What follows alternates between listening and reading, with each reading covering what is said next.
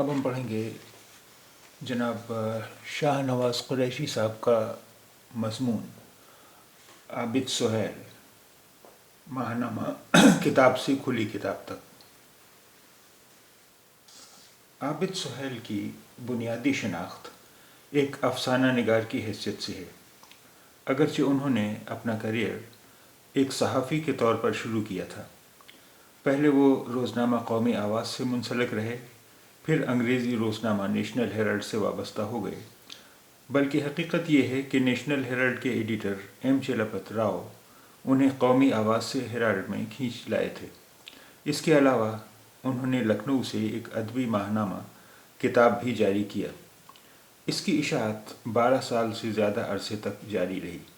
اس رسالے نے جدید ادب کے فروغ و ترویج کے ساتھ ہی بڑی متانت اور فکری توازن کے ساتھ اس کی یعنی جدید ادب کی افہام و تفہیم میں بھی ایک اہم اور نمایاں رول ادا کیا۔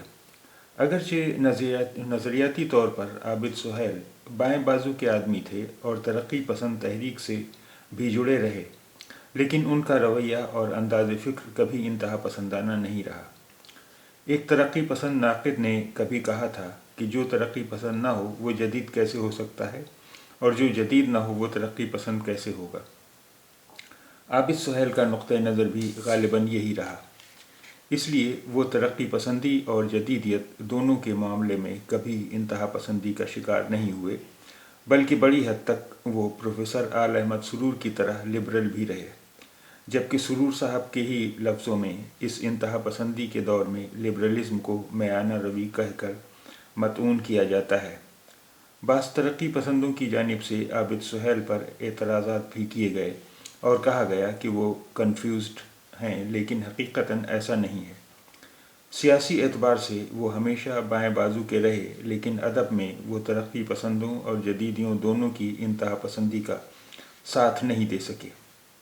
اسی لیے انہوں نے ماہنامہ کتاب کو کسی مخصوص نظریے یا رجحان کا نقیب نہیں بننے دیا، اور اس میں ترقی پسندوں کی تخلیقات بھی شائع کیں اور جدیدیوں کی نگارشات کو بھی جگہ دی۔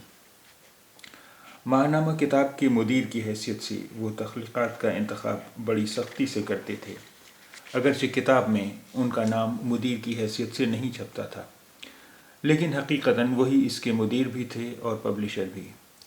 ایک اہم اور قابل ذکر بات اس سلسلے میں یہ بھی ہے کہ انہوں نے ماہنامہ کتاب کو کبھی ذاتی تشہیر کا وسیلہ بنانے کی کوشش نہیں کی، یعنی کتاب کے ذریعے خود کو کبھی پروجیکٹ نہیں کیا، اسی لیے خود اپنی تحریروں کو انہوں نے اس میں کم ہی جگہ دی۔ مجموعی طور پر ماہنامہ کتاب اردو کا ایک بڑا اہم معیاری اور وقیع جریدہ ثابت ہوا، جسے ہماری ادبی صحافت کی تاریخ کبھی نظر انداز نہیں کر سکے گی۔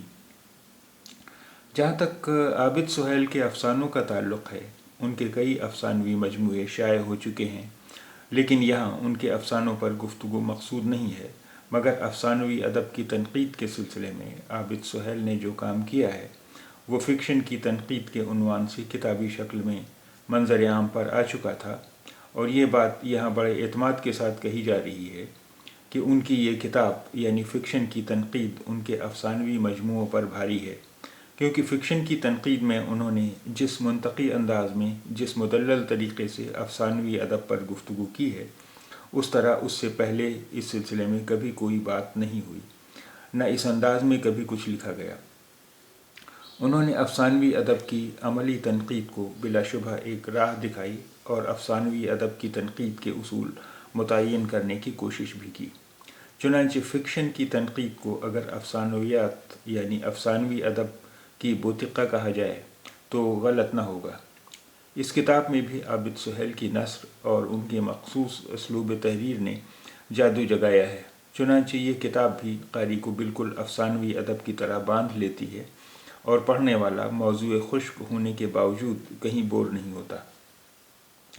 لیکن یہاں یہ کتاب بھی اصل موضوع نہیں ہے۔ یہاں ان کے تحریر کردہ خاکوں کا مجموعہ کھلی کتاب موضوع گفتگو ہے، جس میں وہ 14 شخصی خاکے شامل ہیں۔ ایک مضمون لکھنؤ کے اولڈ انڈیا کافی ہاؤس پر بھی اس میں شامل کیا گیا ہے۔ جن شخصیات پر عابد سہیل نے خاکے لکھے ہیں ان میں ڈاکٹر عبدالعلیم، حیات اللہ انصاری، ایم چلپت راؤ، آل احمد سرور، آنند نارائن ملا، عشرت صدیقی، منظر سلیم، احمد جمال پاشا اور تسنیم انہونوی جیسی شخصیات بھی شامل ہیں۔ ان خاکوں میں چلپت راؤ اور راجیش شرما اور احمد جمال پاشا کے خاکوں میں بے پناہ جذباتی تاثر ملتا ہے جو پڑھنے والے کو اداس کر جاتا ہے۔ چلپت راؤ، راجیش شرما اور احمد جمال پاشا کے خاکے بتاتے ہیں کہ عابد سہیل نے ان شخصیتوں کو محض فکر و احساس کی سطح پر نہیں دیکھا ہے بلکہ انہیں پل پل جیا ہے۔ یہی سبب ہے کہ یہ شخصیتیں متعلقہ خاکوں میں بھرپور انداز میں متحرک نظر آتی ہیں اور اپنی تمام تر خصوصیات اور رویوں کے ساتھ زندگی کرتی نظر آتی ہیں۔ عابد سہیل کے یہ خاکے سانحی نہیں ہیں، اس لیے اتنی بھرپور اور جیتی جاگتی تصویریں پیش کرتے ہیں کہ پڑھنے والا انہیں محسوس کرتے ہوئے ان کے بارے میں سوچنے لگتا ہے۔ جہاں تک سانحی خاکوں کا تعلق ہے، وہ محض کچھ اطلاعات فراہم کر دیتے ہیں، وہ اندرون کے بارے میں کچھ بتانے سے قاصر رہتے ہیں، وہ رویوں کی نشاندہی بھی نہیں کرتے، نہ زندگی کرنے کے انداز بتاتے ہیں۔ لیکن عابد سہیل کے خاکے اطلاع دینے کے بجائے شخصیت کا ادراک کراتے ہیں، فکر و احساس کی سطح پر اس شخصیت سے جوڑتے ہیں۔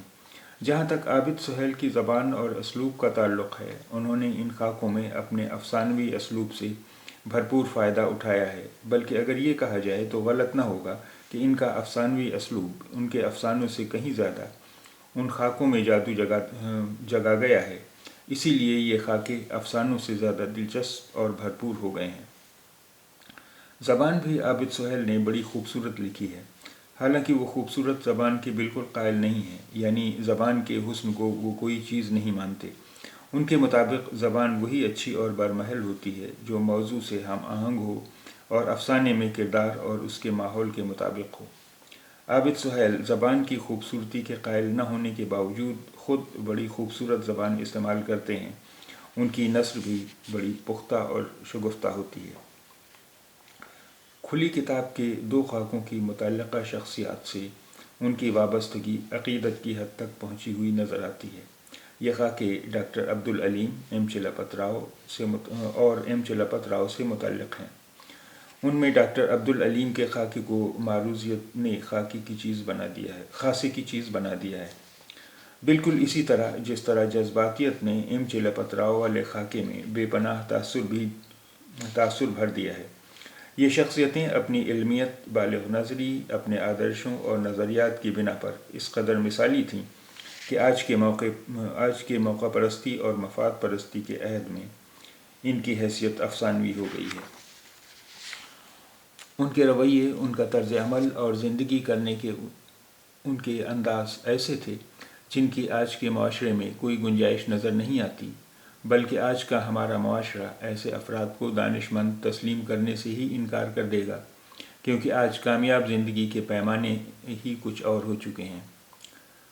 جہاں تک ایم چلپت راؤ کا تعلق ہے، پنڈت نہرو جب تک حیات رہے کانگریس حکومت اور پارٹی کا کوئی رکن ان پر انگلی نہیں اٹھا سکا، اگرچہ کانگریس کے اندر ایک ایسا طبقہ ضرور موجود تھا جسے ان کی سچی اور کھری باتیں نیز ان کی بے لاگ تحریریں سخت ناگوار لگتی تھیں، کیونکہ چلپت راؤ کانگریس کے اخبار کے ایڈیٹر ہونے کے باوجود اسی اخبار میں کانگریس حکومتوں پر بھی کھل کر تنقید کرتے تھے۔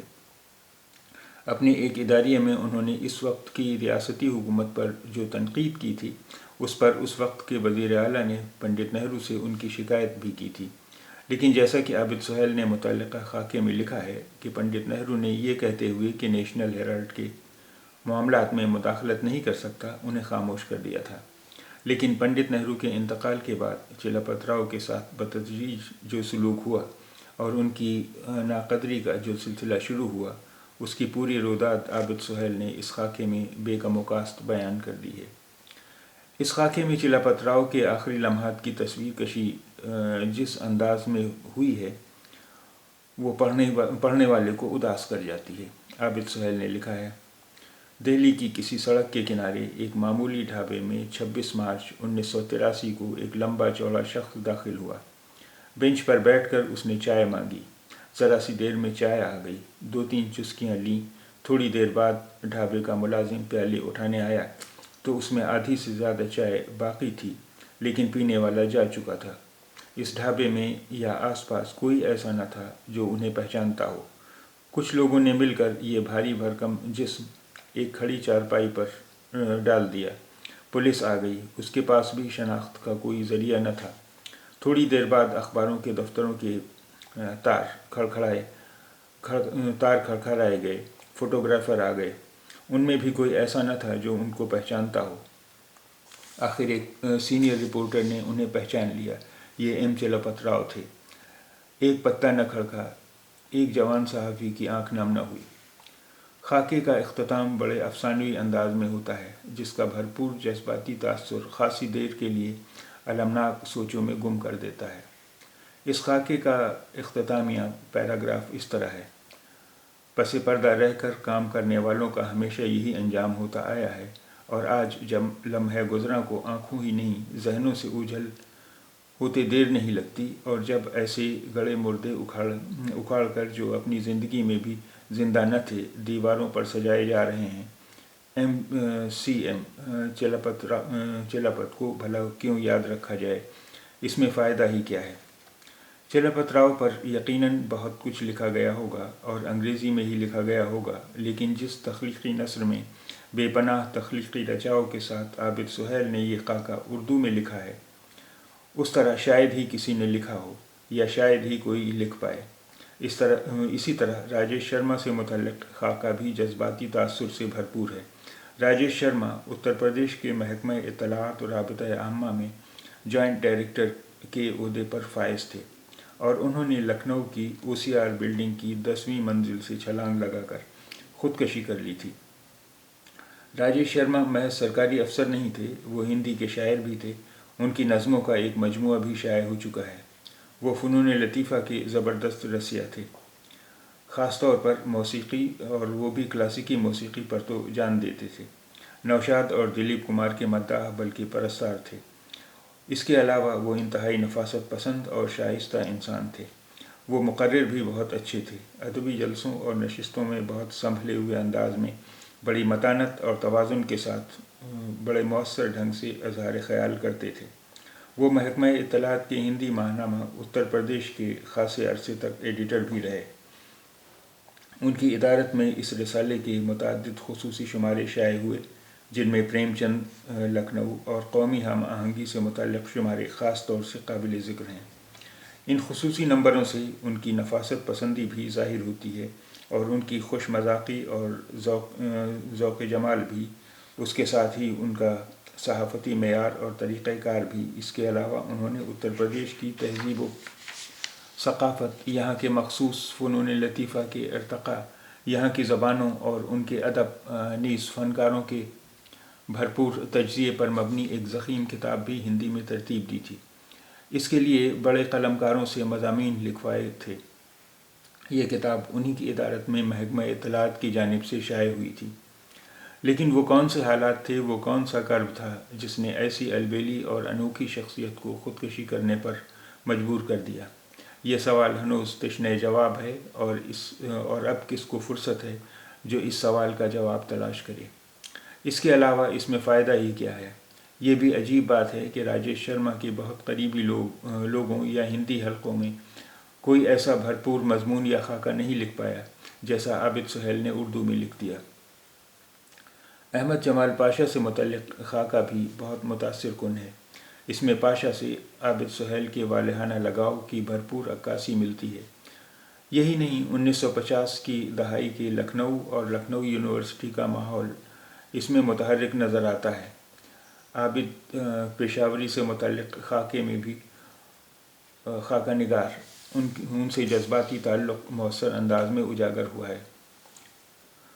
کھلی کتاب کے بقیہ اور تمام خاکوں میں معروضیت جذباتیت پر حاوی نظر آتی ہے، لیکن جن خاکوں میں جذباتیت در آئی ہے یا جذباتیت حاوی ہے، وہ ان خاکوں کا عیب نہیں، حسن بن گئی ہے۔ ان خاکوں کے سلسلے میں بغیر کسی پس و پیش کے یہ کہا جا سکتا ہے کہ عابد سہیل نے جس شخصیت پر بھی قلم اٹھایا ہے، اس کی ایک ایسی بھرپور اور متحرک تصویر پیش کر دی ہے کہ یہ خاکے اسٹل فوٹوگرافی کے بجائے ویڈیو فوٹوگرافی میں ڈھل گئے ہیں۔ کچھ خاکوں میں متعلقہ شخصیتوں کے بعض تضادات اور ان کی کمزوریوں کی عکاسی بھی ملتی ہے، لیکن ان تضادات اور کمزوریوں کی طرف صرف اشارے کیے گئے ہیں، وہ بھی دبی زبان سے، کیونکہ کھلی کتاب کی پیش لفظ میں خود خاکہ نگار نے لکھا ہے کہ کمزوریوں کے بیان میں کسی قدر احتیاط ضروری ہے، کیونکہ اول تو یہ کہ شک کے فائدے سے کسی کو محروم رکھنا ہرگز مناسب نہیں، اور دوسرے یہ کہ عیبوں کی خطونی پر قلم روشنائی صرف کرنے کا مشکل ہی سے کوئی جواز پیش کیا جا سکے۔ چنانچہ خاکہ نگار نے اس سلسلے میں کسی قدر نہیں بلکہ خاصی احتیاط برتی ہے اور عیبوں کی خطونی پر ہی قلم کی روشنائی صرف نہیں کی ہے۔ اس کتاب کے 2 خاکے اور بھی ایسے ہیں جو اپنا ذکر چاہتے ہیں۔ ان میں ایک خاکہ عشرت علی صدیقی سے متعلق ہے اور دوسرا لکھنؤ کی اولڈ انڈیا کافی ہاؤس پر ہے۔ جہاں تک عشرت علی صدیقی سے متعلق خاکے کا تعلق ہے، اس میں محض ان کی شخصیت اور ان کی صحافتی خدمات ہی اجاگر نہیں ہوئی ہیں، بلکہ اردو کے سب سے بڑے اور معتبر اخبار قومی آواز مرحوم کی شخصیت، قومی آواز کا سارا ماحول، اس کے روز و شب، قومی آواز سے جڑے لوگوں کا طریقہ کار، سب کچھ ایک متحرک تصویر کی شکل میں سامنے آ جاتا ہے۔ اس خاکے میں ایک جگہ لکھا گیا ہے اور بالکل درست لکھا گیا ہے کہ عشرت صاحب شاعری نہیں کرتے، افسانے نہیں لکھتے، پیراکی سے انہیں شوق نہیں، سیاست میں ان کی عملی دلچسپی صرف ڈاکٹر سدھو تک ہے اور مولوی وہ ہیں نہیں، چنانچہ وہ ہیں اور صحافت ہے، اور وہ ان کا اور صحافت کا معاملہ 5 وقت کی نماز کے علاوہ من تو شدم تو من شدی والا ہے۔ اس کے ساتھ ہی عشرت علی صدیقی ایک کھرے اور بے باک انسان بھی ہیں، کبھی ڈپلومیسی سے کام نہیں لیتے، اسی لیے جس کے بارے میں انہیں جو کچھ بھی کہنا ہوتا ہے وہ اس کے منہ پر کہہ دیتے ہیں۔ ظاہر ہے اس پر لوگ ناراض بھی ہو جاتے ہیں۔ اس کا سبب یہ ہے کہ آج کا انسان سچائی اور حق گوئی کو بد اخلاقی سے تعبیر کرنے لگا ہے۔ وہ صرف اور صرف اپنی تعریف سننا چاہتا ہے، چنانچہ جھوٹ بولنے اور ڈپلومیسی برتنے والوں کو اب خوش اخلاق کہا جاتا ہے۔ اسی طرح کافی ہاؤس سے متعلق خاکہ بھی خاصی کی چیز ہے۔ اس کے بارے میں خود خاکہ نگار نے پیش لفظ میں لکھا ہے: اولڈ انڈیا کافی ہاؤس کی بھی اپنی ایک شخصیت تھی، خاموش، پرسکون، لیکن سیاست، صحافت اور فنون لطیفہ کے میدانوں میں زمین و آسمان اوپر تلے کرنے والوں کی آماج گاہ۔ اس سے اپنے عہد کی بہت بڑی شخصیتیں متعلق تھیں اور بہت سوں کو اس نے دیو قامت شخصیتوں کے فیض سے ہی اپنی پہچان بھی دی تھی۔ خاکوں کے اس مجموعے میں اولڈ انڈیا کافی ہاؤس پر مضمون کی شمولیت کا یہی جواز ہے۔ خاکہ نگار کے مطابق خود ان کی اپنی شخصیت کی ترتیب و تشکیل میں اس کافی ہاؤس کا بڑا ہاتھ رہا ہے۔ منظر سلیم مرحوم نے بھی اپنے ایک مضمون میں اس کافی ہاؤس کو لکھنؤ یونیورسٹی سے زیادہ اہم قرار دیتے ہوئے لکھا تھا کہ خود ان کی شخصیت کی تعمیر و تشکیل میں کافی ہاؤس نے بڑا اہم رول ادا کیا۔ کافی ہاؤس سے متعلق خاکے کا آغاز بڑے خوبصورت افسانوی انداز میں ہوتا ہے کہ ژاں پال سارتر سے ایک بار کسی نے پوچھا کہ آپ کی وجودیت اور اس کیفے کی کھڑکی سے نظر آنے والی باہر کی دنیا میں کیا تعلق ہے، اور آپ کا فلسفہ دنیا کو اس طرح تو نہیں دیکھتا جیسی وہ اس کھڑکی سے نظر آتی ہے؟ ان دونوں میں رشتہ ہے، یقیناً ہے، سارتر نے کہا، اور پھر وجودیت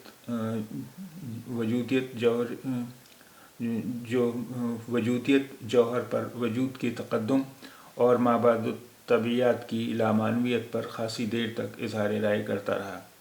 خاکہ نگار کے لفظوں میں لکھنؤ کی اولڈ انڈیا کافی ہاؤس کی وہ حیثیت تو شاید کبھی نہیں رہی جو پیرس کے اس کیفے کی تھی جس میں کھڑکی کے پاس کی ایک مخصوص نشست جیسے سارتر کے لیے محفوظ تھی، لیکن کچھ ایسی کم بھی نہ تھی کہ وہ شہر کے سارے ہی قابل ذکر دانشوروں، مفکروں اور ادیبوں، مصوروں اور ایسے سیاستدانوں کا مرکز تھا جن کی سیاست کی بنیاد نظریات پر استوار تھی۔ کسی عہدے یا ذاتی فائدے کی خواہش پر نہیں۔ حقیقت یہ ہے کہ کافی ہاؤس میں جیسی قداور اور عبقری شخصیتیں بیٹھا کرتی تھیں، ان سے کافی ہاؤس کی نشستیں باقاعدہ ایک کلچر میں ڈھل گئی تھیں۔ لیکن اب یہ کلچر بھی معدوم ہو چلا ہے۔ قلمکار، فنکار اور دانشور اب کہیں یکجا نہیں ہوتے۔ شہر بھی پھیل گیا ہے، لوگ دور دراز کے علاقوں اور کالونیوں میں جا کر بس گئے ہیں۔ کافی ہاؤس سے متعلق مضمون کا اختتام اس طرح ہوتا ہے: شاعروں، ادیبوں اور مصوروں سے لکھنؤ آج بھی خالی نہیں، لیکن علم و ادب اب عبادت نہیں رہ گئے ہیں، ذریعہ معاش اور اعزازات و انعامات کے حصول کا ذریعہ بن گئے ہیں۔ کافی ہاؤس نام کو موجود اب بھی ہے، اپنی شکست کی آواز بنا ہوا۔ یہ اختتام کافی ہاؤس کے ماضی کی یاد تازہ کرتے ہوئے دل میں ایک کسک پیدا کر جاتا ہے۔ مختصر یہ ہے کہ یہاں بغیر کسی پس و پیش کے یہ کہا جا سکتا ہے کہ عابد سہیل کے یہ تمام خاکے اردو خاکہ نگاری کے سرمایہ میں گراں قدر اور وقیع تر اضافے کی حیثیت رکھتے ہیں۔